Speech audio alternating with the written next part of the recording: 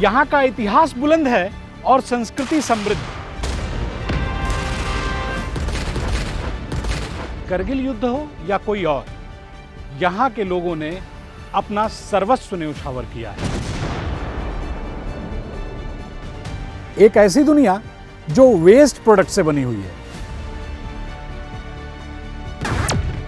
मेरी फैमिली जो थी वो उस रूट की कस्टोडियन थी,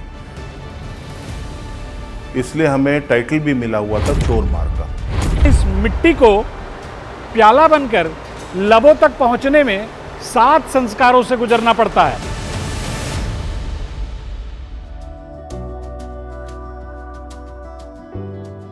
बुलंदशहर, विकास की नई बुलंदी। कल का बरन ही आज बुलंदशहर है। पूर्व में गंगा की कलकल धाराएं और पश्चिम में यमुना इसकी सीमाएं खींचती हैं। दूर दूर तक फैली फलपट्टी, खुरचन की मिठास, सेना के प्रहरियों की माटी इसकी बुलंदी का प्रतीक है।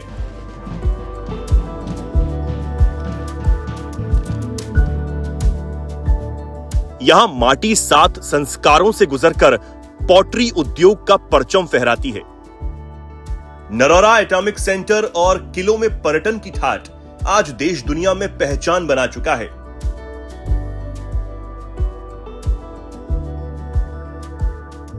प्रदेश के ठीक पश्चिम में स्थित यह जिला दिल्ली से लगभग 75 किलोमीटर की दूरी पर है। समय के साथ इस जिले ने भी कदम ताल किया है और विकास के पथ पर तेजी से अग्रसर है। बुलंदशहर, यहाँ का इतिहास बुलंद है और संस्कृति समृद्ध। गंगा यमुना के दोआब की इस माटी में खेती किसानी भी खूब होती है, लेकिन इन दिनों यह आर्थिकी का पहिया तेजी से घुमा रहा है। वजह है कनेक्टिविटी। सड़कों का जो जाल बिछा है, यह निश्चित रूप से इस जिले को बहुत तेजी से उभार रहा है। यहाँ के उद्यमी खुश हैं क्योंकि उनको कच्चा माल लाने और यहाँ से उत्पाद बना करके भेजने का जो समय था वो कम हो गया है। सिकंदराबाद का औद्योगिक क्षेत्र इस बुलंदशहर को एक नई ऊर्जा दे रहा है। बुलंदशहर के और भी बहुत आयाम हैं।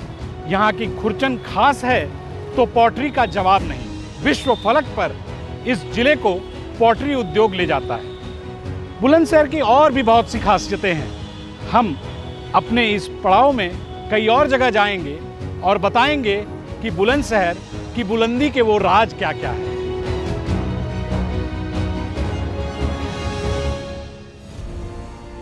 बलिदानियों के गांव के नाम से विख्यात सैदपुर में देश की आन बान शान और अस्मिता की रक्षा के लिए जान न्यौछावर करने को ललायत रहने वाले मस्ताने बसते हैं।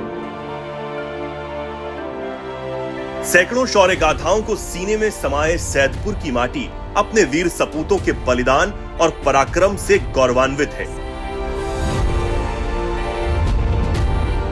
बुलंदशहर का एक गांव सैदपुर, वो सैदपुर जहां के हर एक घर से बेल्ट की नौकरी करने वाला एक इंसान होता है, कम से कम। बेल्ट की नौकरी यानी फौज की नौकरी, यानी सुरक्षा की नौकरी, यानी देश की रक्षा के लिए जो भी फोर्सेस हैं उनमें काम करना। ये सैदपुर का ये जो मेमोरियल कॉलेज है, उसके ठीक सामने ये शहीद की मूर्ति इस बात की गवाह है कि करगिल युद्ध हो या कोई और, यहाँ के लोगों ने अपना सर्वस्व न्यौछावर किया है। सैदपुर के इसी प्रांगण में कभी सेना की भर्ती हुआ करती थी। आज समय बदला है, लेकिन सैदपुर की भागीदारी कम नहीं हुई है। बलिदानियों की बेदी के निकट ही स्कूल के इस मैदान में कभी सेना भर्ती होती थी। स्कूल में कदम रखेंगे तो अलग ही माहौल मिलता है। पढ़ाई लिखाई के साथ ही फिजिकल फिटनेस और शूटिंग की प्रैक्टिस की यहाँ पूरी व्यवस्था है। ये सैदपुर अपने आप में पूरे भारतवर्ष का एक ऐसा गांव है जो इतिहास के पन्नों में दर्ज है। देश की रक्षा के लिए इस गांव के हर परिवार से 1, 2, 3 लोगों ने देश की सेवा की है और अनेकों लोगों ने इसमें अपनी शहादत भी दी है। जब जब देश पर खतरे मंडराए तो इस गांव के वीरों ने अपने प्राणों की बाजी लगाकर इस देश की रक्षा में अपना अहम योगदान किया है। ये military heroes memorial inter college, इसकी स्थापना वर्ष 1944 में हुई थी। ये समझिए हजारों छात्र इस विद्यालय के देश की सेवा कर चुके हैं और वर्तमान में भी कर रहे हैं।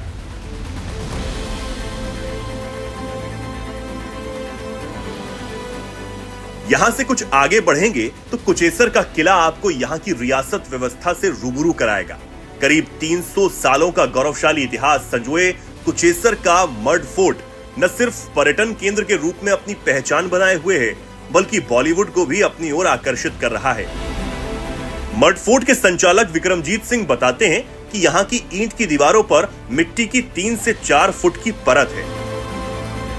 मिट्टी का उपयोग ज्यादा होने के कारण इसे मड फोर्ट कहा जाता है। किले के चारों ओर गहरी खाई है। यहाँ शिकारगाह रूम में शिकार किए गए बाघ, तेंदुए, हिरण, सांभर आदि की खालों, सींगों को रखा गया है। आलीशान डाइनिंग हॉल में पुराने हथियार, झूमर, नक्काशी पर्यटकों को आकर्षित करती है। मड फोर्ट में मिस टनकपुर हाजिर हों के अलावा गोविंदा की किल दिल, विद्या बालन की बेगम जान तथा नसीरुद्दीन शाह की द हंगर की शूटिंग भी हो चुकी है। आशुतोष राणा की गैंगस्टर के अलावा कई टेलीफिल्म के कुछ सीन भी यहां शूट हुए हैं।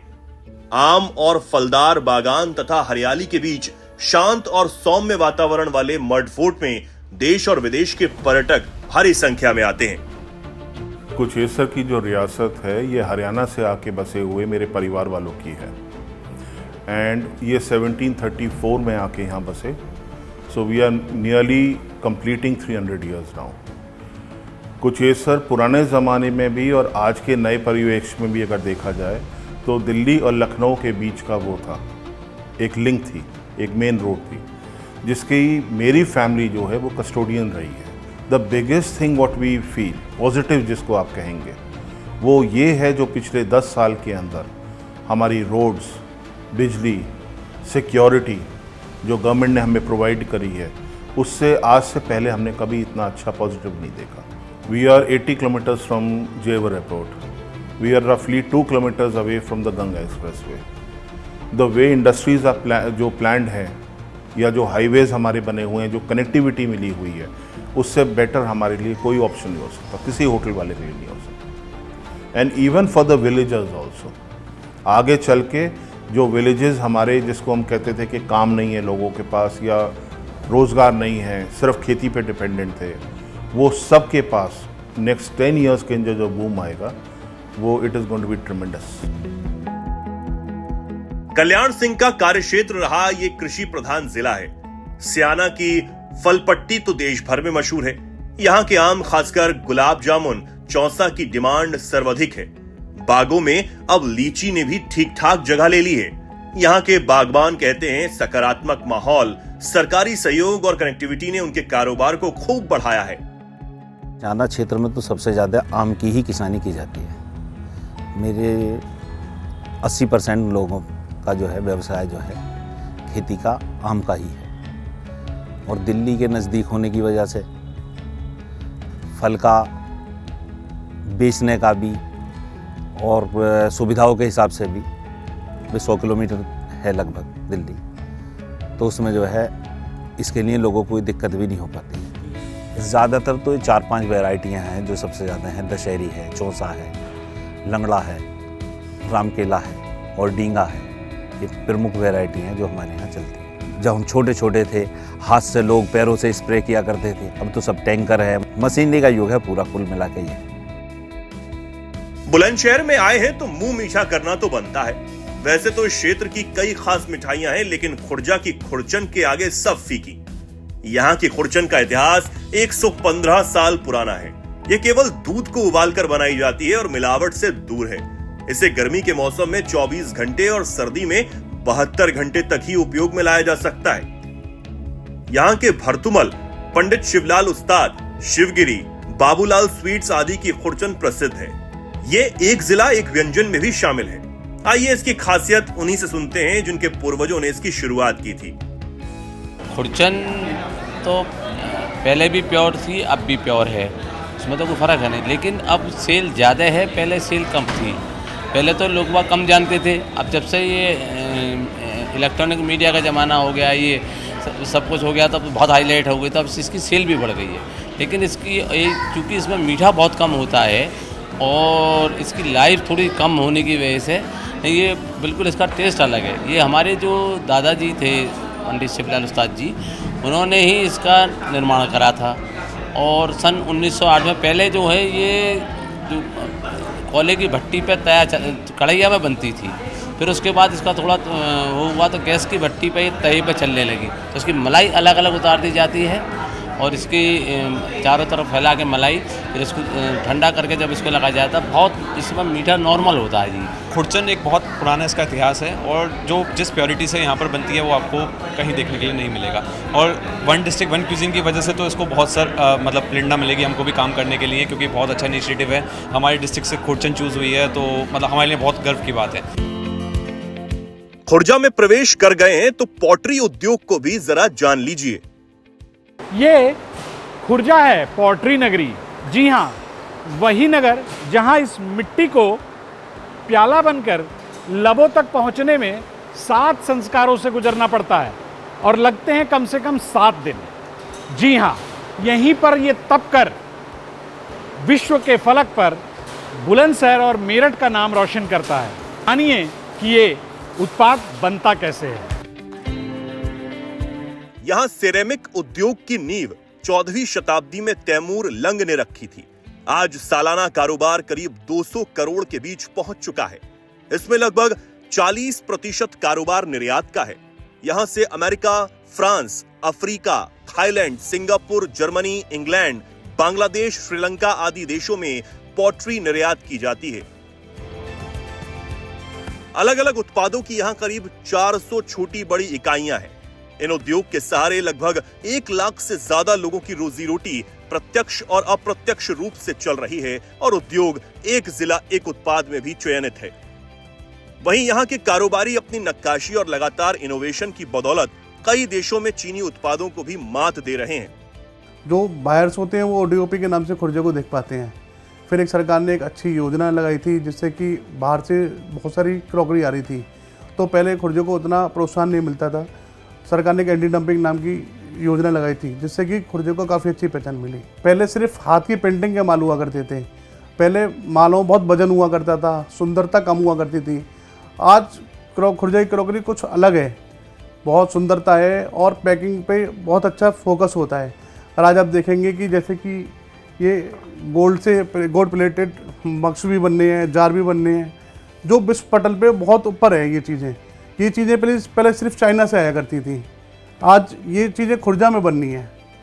सर, कनेक्टिविटी हमारे व्यापार में बहुत ज़्यादा मायने रखती है और कनेक्टिविटी के लिए 10/10 ही देंगे।